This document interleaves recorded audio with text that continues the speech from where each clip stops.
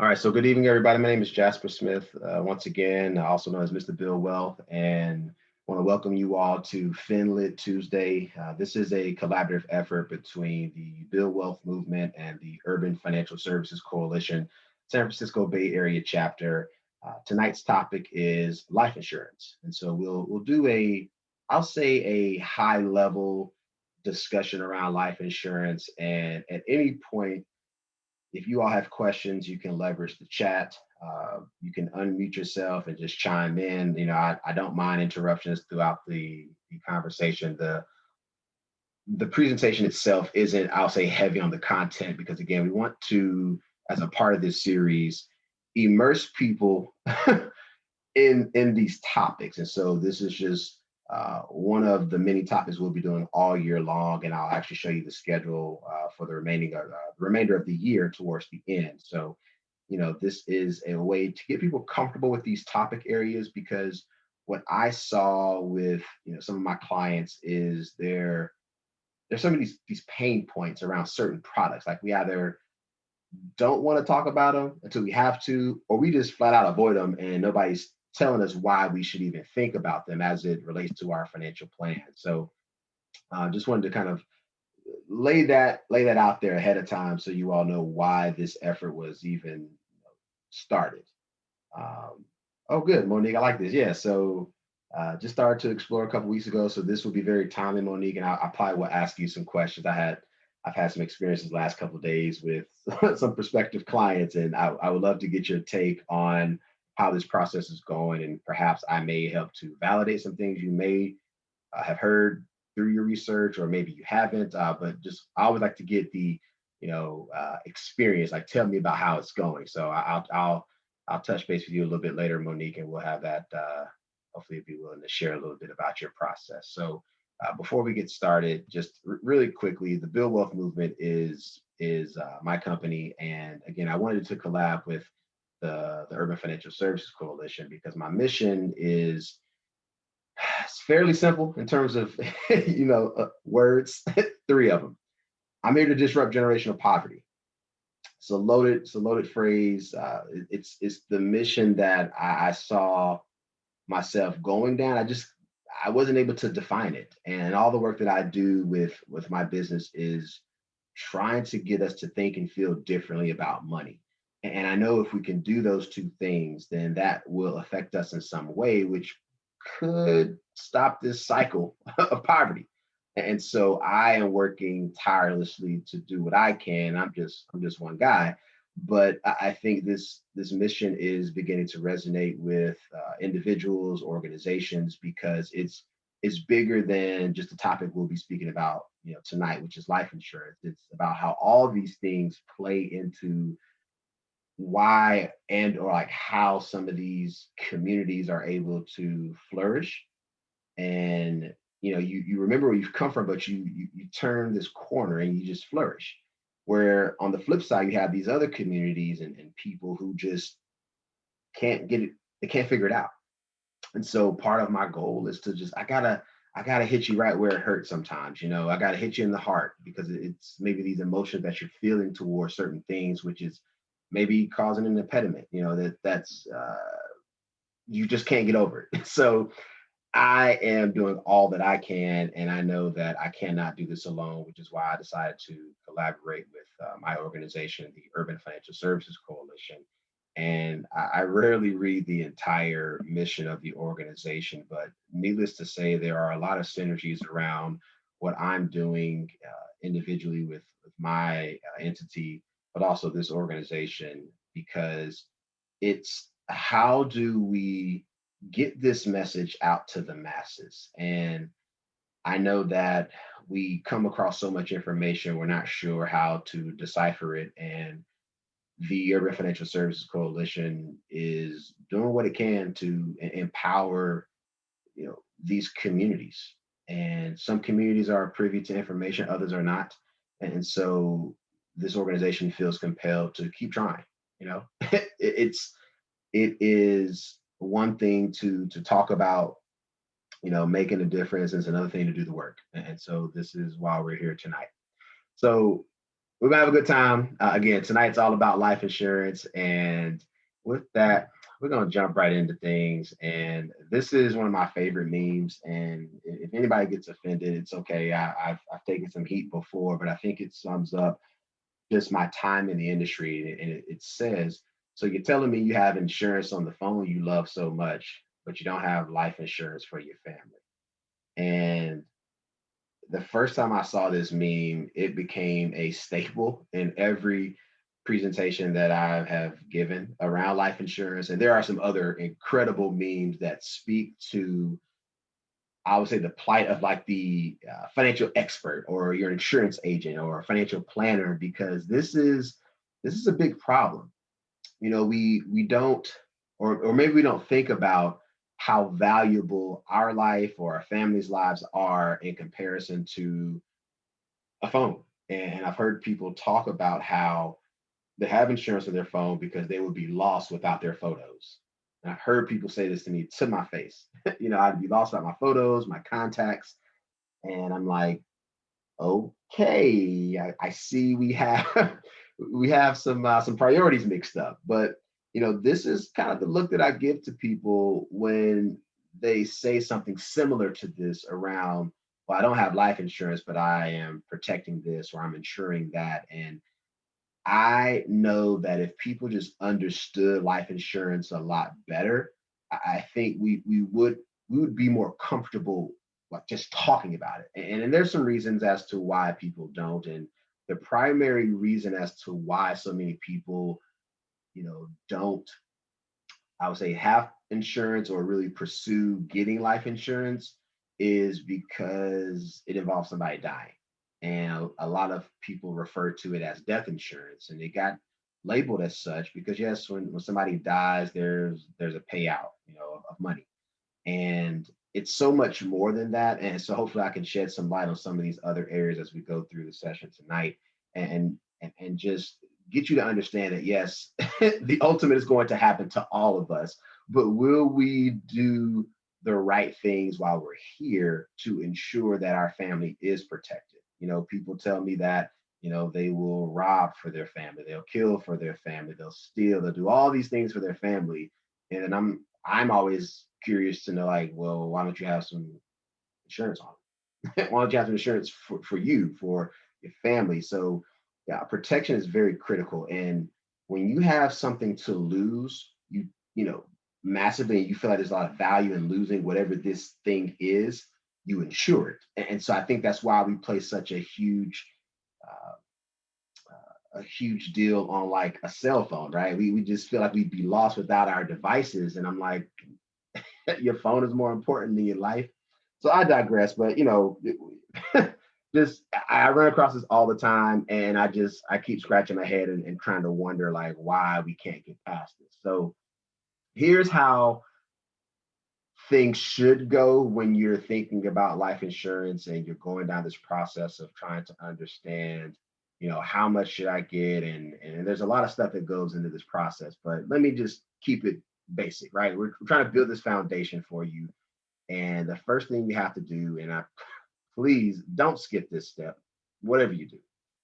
First step, how much life insurance do you need? Stop right there. So, Monique, I was going to ask you a question, and I know you just started doing some research, but has an insurance agent approached you and, let's say, asked you a question around how much you could afford to get for life insurance? Did that come up in your brief exploration so far? No, yeah, it hasn't quite come up yet, Okay. Jasper. They're more so questions around, when do you want to start, less about how much. Mm, okay. Yeah.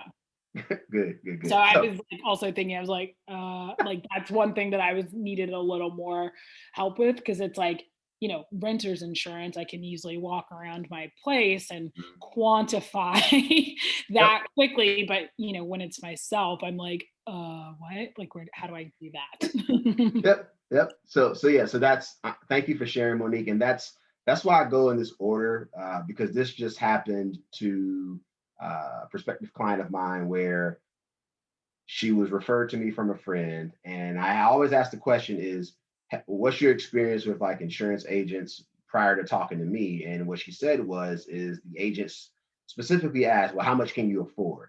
Like in terms of dollar amount, like what's your budget? And and she said she felt like the lady was just trying to sell her. And I was like, well, she is. And I think she should have approached it this way to make you feel more comfortable. So if they're not asking how much, then just think it's a sale. And there's nothing wrong with selling. Don't get me wrong. Like I sell insurance too and other, solutions, but the idea is like, what's the number? So, and what I'll do, I'll make sure to share this in the chat towards the end. There's a calculator tool that I'll share with you all. So that way you can just figure out what your number is. And so there's this rule of thumb, it's pretty dated, but this used to be the like how much you need.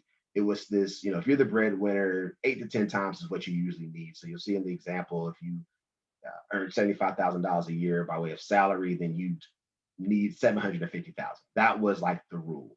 Now the 10x rule or 8 to 10 times rule, it's I think is fairly dated, and this also depends on, are you single? Do you have assets? Do you have children? And so it also depends on where you live in the country. So, I reside in California. I'm from North Carolina. So $750,000 in Oakland is not, it's not a lot. $750,000 in Durham, my hometown, goes a little bit further. So this was a good rule, and I think I shared because some people have still come across this, and there's nothing wrong with using this as kind of a baseline because some people still need to know, like, well, what does everybody else do? Well, this is what everybody used to do. It used to be this 8 to 10 times whoever the breadwinner was, that person, because they could have the biggest impact on the family if their income is no longer there. So when somebody dies and you're the breadwinner, what happens to the rest of your family? So that was the initial rule. And so this last point here, I just mentioned it to you. I'll share a calculator tool that I still use to this day. Is any agent that you come across who's selling life insurance, they should always again ask how much you need and then provide something that can help get you that estimate or this calculator. So again, I'll share a link with you all in the chat towards the end. That way you'll have that. But this is step one. And I know a lot of agents skip this step. And lady I just spoke with yesterday, this insurance agent definitely skipped this step and went right to how much can you afford? So step one, don't skip it. Step two, so what type of coverage should you get? That's the next piece, right? So now I know how much, whatever that number is, and now you want to start to explore what type. And there's really two types you want to be focused on. It's term and permanent, and I'll kind of walk you through each one. Now, term is kind of like an apartment, and I want you to think about or associate it with renting. So, in an apartment, you pay your rent, you have shelter. When you leave the apartment, that's it. You had a roof over your head, you were paying for it, you're out, right? So, that is essentially term insurance where you're renting the insurance protection. And I'm gonna blow through some of these. I'm not covering all of these, but here are some popular types you might see. And again, term all kind of works the same, except that I'll put that return of premium. That is the one that you can get your money back at the end of the term, and it's a little bit more expensive than the others. But term, essentially, in this example, let's say everybody here took out a 20-year term policy. So in 20 years plus 1 day, you essentially have no protection. But it insures you during this 20-year time frame, which could have been the most important time you needed to protect. So it's a great option to consider because maybe your budget can only afford an apartment at this point and not the house. So renting the insurance is a good thing, right? It's protecting what needs to be protected, which is you. And you're not going to have it your entire life, but at least it's affordable and you got the proper protection. Now, some people say, well, I don't want to rent forever. I want to own a house. And so this is, I'll call, permanent. And like a house, you pay your mortgage And over time, you expect this home to build equity. So permanent, and there's quite a few under here that you might have come across or seen. I'll just jot them down for you here. So here are the popular ones. Actually, I probably could have added an additional one, but you have whole life, life, variable universal, and a very popular one that some people tend to come across all the time is index universal life. And actually, I probably will update this because I know a lot of people run into those. But permanent just says, hey, I'm paying into this. And permanent means you're going to have it for your whole life. So in the term example, we only had it for 20 years. Now, again, if you don't die in that 20 years, you have no more coverage. But with permanent, going to have it until your time's up. So it's going to be a lot more expensive, just like a house is generally more expensive than having an apartment. Now, I know somebody's thinking, well, my rent's pretty much a mortgage. Well, think about all the other stuff you pay for by owning a house. So everybody likes to say that as a kind of an objection, but having a house and maintaining a house is way more expensive than renting an apartment. But again, in this scenario, we figured out how much, and now I got to make the decision on what type. Now, if it comes back that, let's say you needed $5 million of protection, but maybe your budget doesn't allow you to, let's say, own all of it because it'll just be too expensive. So you could do a combination of the two. So maybe it's, hey, I do the majority of that 5 million in term uh, to recognize that I can't afford as much for my budget, and then I get a small permanent policy in addition to the term. So the idea is when you're going through this process, you know how much, then you explore the different types. And again, any good agent should try to really understand like why one makes sense over the other. I know a lot of agents may push for the permanent because people feel like, well, why should I pay into something for so long and get nothing for it? But they're not having that larger discussion around, well, your budget doesn't allow it. So I know you want the house, but you can't afford it. People tell me they want a house all the time, but they won't fix their credit and they won't save any money. So I'm like, in the meantime, you should probably rent. So, so Sheila, good question. So protection just means income. So when I'll use the spouse example. So when a family example, protection means you're protecting the income of the person who dies. So if Sheila and I are married and I die, but let's say we have a mortgage and she's expecting a child, I'm gone, y'all. So I have to protect my income. So life insurance is protecting the income that I would have been making had I been alive. And this is where it gets very interesting when people don't think about protection. They just you know it's more like you earning that paycheck is important. You need to ensure that if you have some assets that you want to protect. It's I'll give you another example. So let's say you are a single person but you have a ton of real estate. Like, do you want to just sell all that real estate off when you die, or would you have enough life insurance to cover, all your final expenses and be able to pay off the mortgages on those properties? So maybe it could be gifted to a family member or charity. So the protection piece, and I'm glad you asked the question, was around really you're protecting that loss of income. That's what you're protecting with life insurance. Right. So how much will it cost? All right. So we got how much we need. We have what type, and now we got to figure out, well, how much is it going to run us? That's what everybody really wants to know. And people can shop rates forever, but here's the big things you need to know. Age. Okay. So if you were 21 years old and you were looking at life insurance, let's say for that same, we'll use that $5 million example. $5 million as an example. That same policy at age 25 would be way more expensive than at age 21, just simply because you're older.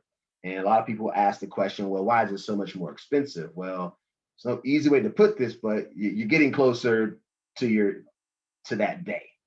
So we don't know when we're going to leave this earth, but just from a cost perspective, an insurance company says, well, chances are, you still could be super healthy, but just age alone might cost you, which brings us to the second one, which is your health. So as you get older, people tend to not get healthier. And so it's always recommended that you get your insurance when you're young. Well, one, because it's going to be more cost effective, and your health generally does not improve as you get older. So it does help to lead a healthy lifestyle, or you're just gonna pay a lot more for stuff. So it's a lot more expensive to live in this whole world if you are less healthy. And the insurance companies look at these two factors, and they've looked at probably millions of data sets around age and health and how that plays into they call mortality. And this whole process is called underwriting. So they look at your age, your health, they'll ask you a ton of other questions, but they're trying to get an idea of how should we price this policy. So if Monique and I don't, yeah, let's just say, um, I should bring this in too. So gender matters also. So gender matters in the sense that normally women will live longer than men. So those policies may be slightly more expensive at certain companies. So others may say, well, because a male may, uh, I've lost my thought here. The one, let's go to the woman example. So they may price a woman's policy different from a man, a male, because women tend to go to the doctor more. And so their life expectancy is longer, which means they don't have to price the policies as high as a male because they you may live longer and pay more premiums. And hopefully that makes sense to everybody. So women, you all definitely go to the doctor more than men, and they know that we might be able to have a different pricing model for you because you may live longer, and so we may collect more premiums over the long haul. For men, probably gonna be out of here a little bit earlier, so they're like, you know what, we're gonna charge a little bit more for them because we know that death claim is gonna get paid out probably way sooner than a woman. Now, the thing to note here, thanks, Sheila. Yeah, so a lot more women live longer. So shout out to your aunt. She's almost there at the triple digits. So shout out to your auntie, and just know this is different at every insurance company. There's no. I kind of say it's like if you ask somebody for a recipe for the same like pie or cake, it'll be different. And so when you go look at different insurance companies, they will price it slightly different because of how they review your health status. So that's kind of the short and quick of how life insurance really operates. You should, it's it's important to know those things, but here's where it gets good and how I wish like life insurance was shared with people because I know it doesn't happen. You know, it is used for a lot of other things, but give me 1 second here. Let me see. I got a question here. Um, so the question is around how do you know if your policy is fair? I'm assuming in terms of pricing. So you want to get maybe two quotes, two or three. I don't think you want to go any further because here's the reality.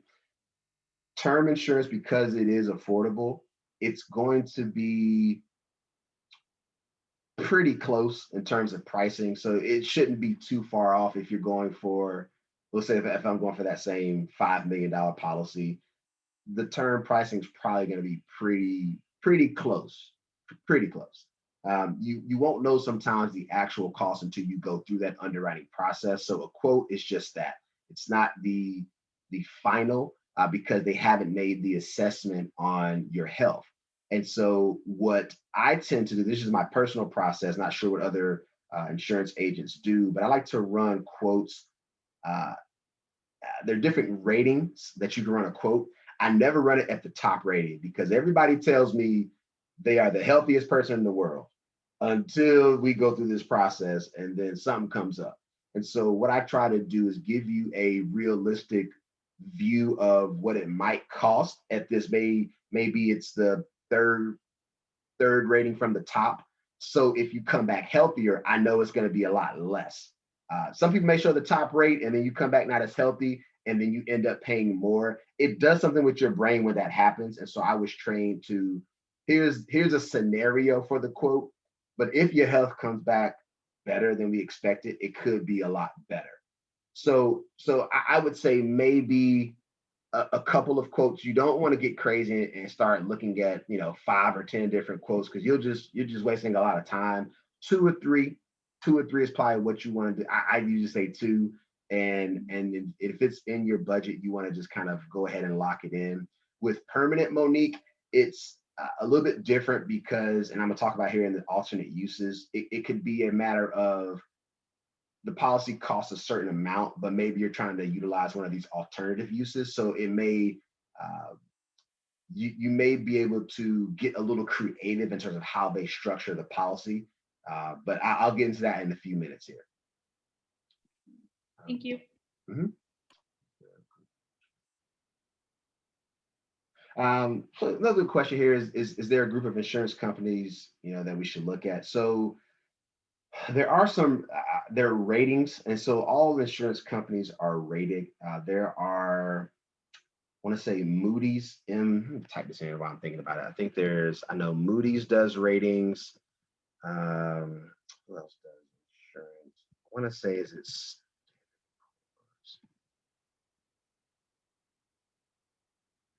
So I'm gonna type this in the chat. So you have some rating agencies, and there may be some others I'm missing. Those are a couple that do ratings on insurance companies, and all insurance companies are not created equally. So let me first say that. I think ratings matter to some degree, and I also think the person you're engaging with at said company also matters. So just because it's a top rated company, your agent could come in and simply just ask, well, how much can you afford to do in your budget? And then they may just spit you out a policy. So even their process might not be how I kind of explained it, but there are a lot of household names, and there's probably too many for me to list here. But just know you want to perhaps look at some of the larger names, because again, they've been around for a long time. There's a better chance, and their rating is important because it shows that they'll pay the claims. So you don't want to, well, I'm not gonna say want to, I would not want to go with the your insurance person around the corner who you've never heard of before. So yeah, there's a short list of like reputable companies that are out there, and I say sticking with one of those, you're usually in good hands. All right, so alternate uses, business planning. So, if there are any entrepreneurs on here, there's a lot that can be done with life insurance from a business standpoint. And the example briefly is, let's say, I have a partner in business and we're both married. If I were to die, there's nothing that my wife wants to do with this business. And so my partner, who could have potentially taken out an insurance policy on me, can just pay out my wife and have enough money left over to continue the business as such. And so there's a lot of, I'll say, business uses for life insurance. And so individuals may say, well, I don't have a real need for it. But in businesses, insurance is a phenomenal tool that is used quite a bit. So it yeah, it's a great thing for businesses. It's a great thing. So college planning, college planning is a great one. Child policies, you can do this. It's an alternative. It is something that my parents did. So they took out a permanent policy on me when I was 6 years old, and yeah, there was that equity that permanent policies can build, help to provide some funding for college and some other things. But college planning is another alternate use that some people just aren't aware of. Is one of the things I share with parents all the time, in addition to other investment and saving vehicles for college. Guaranteed insurability, and again, I put child policies here because here's the story. So if you have a family history of ailments, or I'll say diseases, who's not to say your child grows up and contracts? The one example I always bring up is like breast cancer for women. So if I'm a woman and my aunt had breast cancer, a mom, a close relative, the probability that a daughter could have breast cancer sometimes is great to kind of lock in that insurability for a child. But this is still kind of in line with why you want to get your insurances when you're early, because there's no telling what can happen to any of us, even if you're super healthy. So what it does, and this is the big one for not only children, but for single people who say, well, I'm invincible. Well, you might not be tomorrow. And so you want to lock in that insurability because you're super duper healthy. Take advantage of that health, lock it in. So guaranteed insurability, not only for young single people, but also for children, it could be another great tool to leverage. And retirement planning. Most people don't think about it this way. Most people don't think about it this way, but retirement planning is another option that some people leverage life insurance for. And that's another whole can of worms. We can talk about it if you all would like, because we have plenty of time this evening. But retirement planning is another way where people who sometimes earn, well, high earners, you're limited sometimes in what you normally may be pitched by way of investments. And so life insurance could be a phenomenal alternative to help produce funds for retirement and on a tax-free basis. So some of these alternate uses, you don't hear a lot of people talk about this. And also you won't see somebody on, TV, MSNBC, CNN, Bloomberg. They won't be talking about this kind of stuff because it's not what gets people tuned in. One, we don't want to talk about death, but two, you just, it's not the topic. Just you're never going to see this kind of stuff in the mainstream. And so unless you're speaking to a professional, you just would have never thought about this ever, like ever. Like nobody thinks about this. I still have trouble speaking to clients. I'm like, hey, tell me what you know about life insurance, and it's usually the same old things. I'm like, hey, did you know it could also do X, Y, and Z? And they're like, oh my god, never knew that. Yeah. Yep. So yeah, this is why I love to educate people because again, thank you, Sheila, for that. Yeah, this is nobody tells you this. And again, I know that some of these things uh,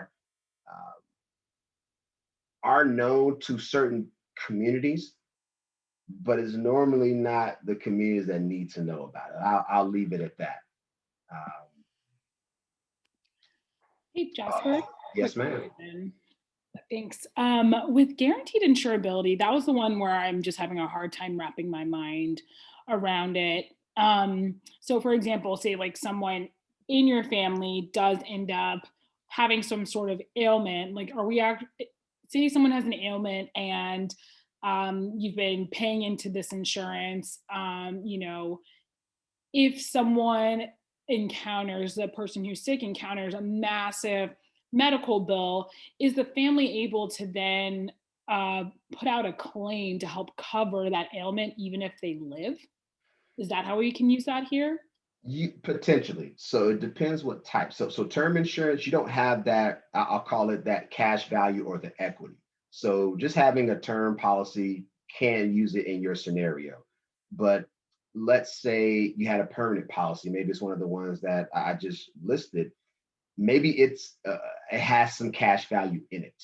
And what you can do is you can tap that cash value to provide funds for whatever it is, right? In your scenario, yes, if you need some funds to be made available, you can leverage it that way. It's not the ideal. I want people to actually save money and have emergency funds, but we know life happens. But yes, had you had a permanent policy for an extended period of time, there might have been some cash there. And let me share this with you. So the college planning, idea that was initially why my parents took it out, but also that guaranteed insurability. But this is like real life. This is a real life example. My parents, because they had this policy on me, they bought me a car. So as y'all see, I'm still alive. This is one of those alternate uses. So I had funds for college, investments. I had a scholarship, things like that. But this life insurance policy had cash value. Like I got it when I was 6. So when I was 19, there was some cash in there. They tapped in and brought me a brand new car. Like that's an option that people don't even think about. So I share these alternate uses because it's not just about dying. It's about how do we leverage these things for our benefit. And I just wish people would explain this, but I know unfortunately we don't get these memos. And so we just think, well, I ain't dying, I don't have no kids, or I don't have a house. That's irrelevant because most people will say to me, I want to get the house, I want to have the kids. Maybe I want to have multiple properties. So what happens to your assets when you die? Think about communities, and this is why I say I want to disrupt generational poverty. Think about communities that don't have the money to take care of the house that grandma left. The family has to sell. Now, I have a lot of people in real estate that I know, and I'll use San Francisco as an example. There are a lot of people who grew up in San Francisco who now cannot afford it. And when maybe the auntie, the uncle, the grandma, grandpa left this property in San Francisco, the children couldn't afford to maintain it. And so they sold. And some of those same houses they sold are now worth millions of dollars, all because they didn't have anything to take care of the property when they passed away.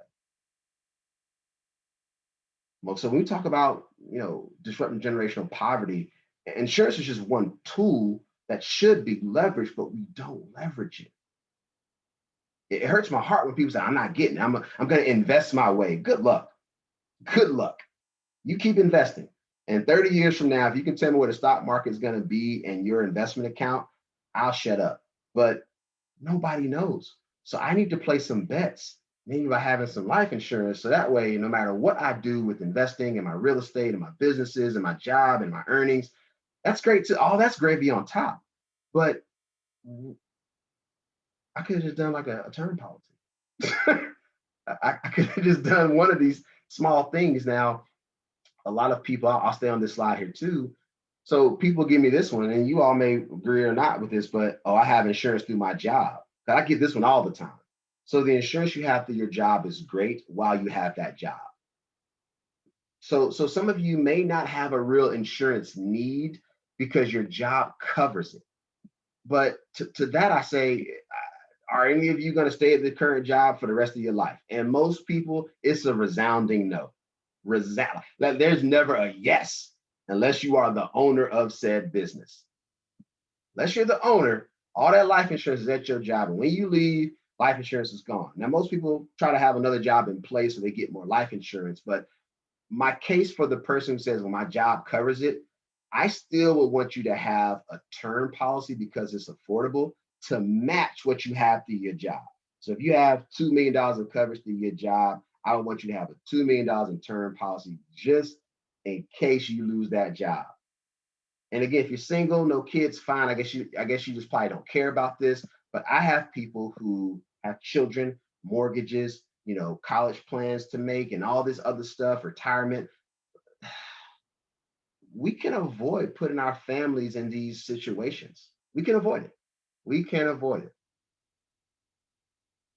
Let me see. I got some good stuff here in the chat. You funny, Monique. Yeah, I do too.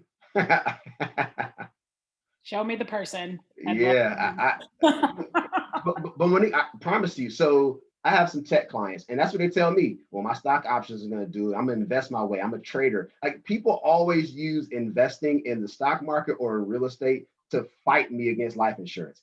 And I've never said like it's not good to invest. I just said in addition to, and it's almost like they just shut it down. Nope, not going to listen to them. Life insurance it's not, it's a scam. I'm an investor. I swear to you, the stuff that people tell me, I'm just like, look, I didn't say it's either or. The word is and. The wealthiest people, just so everybody knows, the wealthiest people have the most insurance. And that's not just life insurance. They have the most disability insurance, or they should. They have, here's the thing too. You got to insure the stuff you care about the most, right? So a home and a car, by law, you kind of have to have it. But again, if I have a lot of cars, I'm probably insuring all those cars. If I have properties, I'm probably insuring, well, I have to, but that's why they have to have it, right? But for some reason, we don't value our lives as much as we value these other assets. You, just so everybody knows, you are the most important asset. You. It's not your house, it's not your car, it's not your business. And the reason I say that is because you are the reason all those things have value. You go to and work in your business. You go to your job and make them more money. You drive your car and stun on them on the weekends if you got a nice car, right? It's you. You are the most important asset. You should protect it. Or if not, just know that the next generation just will have to start all over again. I mean, that's the reality. And that's why generational poverty continues to persist, is because nobody has come in and said, we're going to do something different. They just don't do it. Or, I don't want to buy it. Well, tell me, what's your alternative? Give me the alternative. Yeah, I just wanted to add on to that. You're definitely like, I think, hyping most of us up here, Jasper. And, even the most wealthiest people have it. I also think just smart people have life insurance. To share, I had a friend who lost her mother out of the blue, unexpectedly on an international trip. You talk about generational poverty. Had her mother not had life insurance, the amount of money she would have had to pay out of pocket, pull out Mhm. of her 401k, liquidate all of her stock assets, she would have been back at square one. So it's just smart people do this, just to be thinking about their family members and protecting them. And like you said, breaking that cycle, even after they're gone. So, I really appreciate you hitting on that. Yeah. And I'll take one step further. I'll just say financially savvy people. You got to be smart. You just got to care about something. That's it. Like, I care. If I got kids, I'll give y'all an example. This is the kind of stuff that burns me up.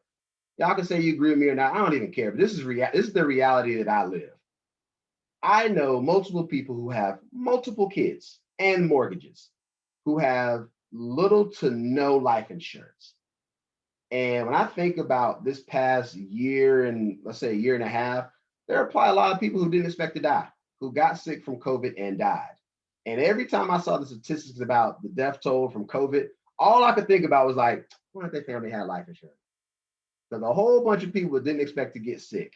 And I saw plenty of sad sob stories on oh, now they died, and they were the breadwinner, and it was so sad. And all I said is I gotta double and triple down on my efforts to really, I'm gonna say it, jam people up. Tell me why you're not doing this. And so now I have people now still alive, multiple kids, mortgages, retirements to fund, colleges to fund, and they'll tell me, "Hey man, what up on this cryptocurrency?" And then I just lose it. Like, I lose it. Like, in my head, I've exploded. I've combusted. Like, right in my head, I'm like, you gonna put $2 a day into Bitcoin, and you got 5 or 4 or 2, and you not trying to get insurance? Okay, I got it. I don't think you're ever going to get it. And I don't care unless you're just flat out uninsurable, where you have like a disease right now, or like a cancer. Some people, I got diabetes. Let's keep searching until we find somebody. It might cost you a little bit more to get the policy, but what's it worth to you if you have multiple kids and no life insurance? I don't think you love your family if you don't have protection. And if you are young and single, like I've been for a long time, not currently, but I live in California and my family's in North Carolina. So if I were to drop dead, did I have enough, life insurance for them to fly out here, clean up my stuff, stay in a hotel, eat, and fly back to North Carolina? Like, I don't think that's my parents' responsibility. Somebody dying unexpectedly is not my responsibility, but it ends up being that. It ends up being so. Let's keep going down this road because I'm hot right now. Think about the GoFundMe's when somebody dies. It's like the next day, family needs money. Look, the church can't fry enough fish, sell enough T-shirts, or sell enough pies to equate the amount of money that's actually needed to help this 2 or 3 year old kid get off to college and go. Like, I like GoFundMe's, but not for people when they die. GoFundMe's are great. And even when you do the GoFundMe, they take a fee. If I had $1 million policy, that's tax-free money my family is getting. Tax-free. So people are like, I'm gonna do this GoFundMe because I'm desperate. Okay, great. Do what you gotta do. And they still gonna take that fee because you're using a platform.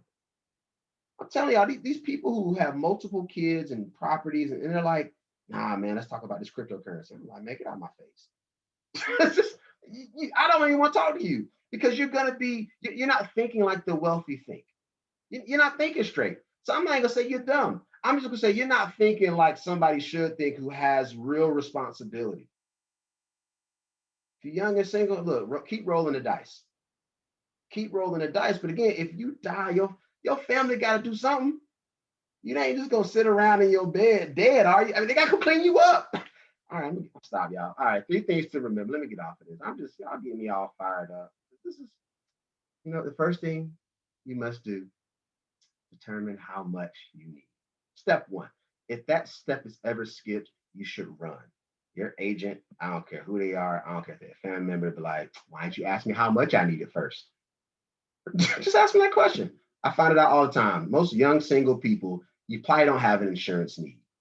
So we can talk about alternative uses. When you tell me that, oh, I got enough through my job, great. What else you want to talk about? But most people don't ask the how much question first. But I'm gonna remind you again, and then after you find out how much, figure out the type, whether that's term or permanent. Again, I showed you that there are a lot of different types under each one. Maybe you need a combination to satisfy your entire overall, amount. And if so, you do it. That's the smart thing to do. Most people rent until they can own. Same logic can apply here. And just remember, it's not just death insurance, it can do so much more. Let's see. Oh yeah, I forgot about this one. So, the Bill Wealth Movement, that's me. And y'all can check me out if you so choose to. And then the Urban Financial Services Coalition, San Francisco Bay Area chapter, that is our chapter website. And so we are constantly doing a lot of different events and efforts to empower our community and to continue to be the change we wish to see.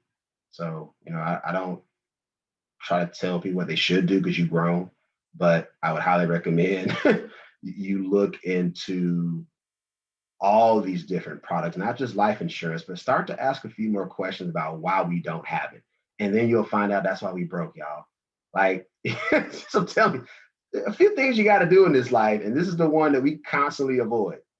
And I'm just like, give me the alternative. So here's what we got coming up for the rest of the year. So every topic we're doing it twice. So we've already hit life insurance the first time. We'll do it again in September. We've got investments 101. We'll talk about retirement. And we're going to be doing each one of these sessions twice. Again, it's free. This is recorded. It's going to go up on our YouTube channel for the coalition. Just because somebody who registered for this event did not show up and they probably needed to be here. So can't say we ain't trying to help. Like I can't stop doing this work with all of my efforts personally, professionally, through my efforts with the Urban Financial Services Coalition. Like I care enough to keep doing these free sessions. And so that way it makes me sleep good at night that I tried. I tried. And that's all I can sleep with that. I can go down and say, you know what? I did my part. If I see you out here in these streets later and you got 17 kids and you still ain't doing it, I'm just gonna like smile and give you a hug and say, hey, hope you're doing well. I'm just, if you don't care, I can't make you care. So uh, again, check us out rest of the year, the FinLit Tuesdays.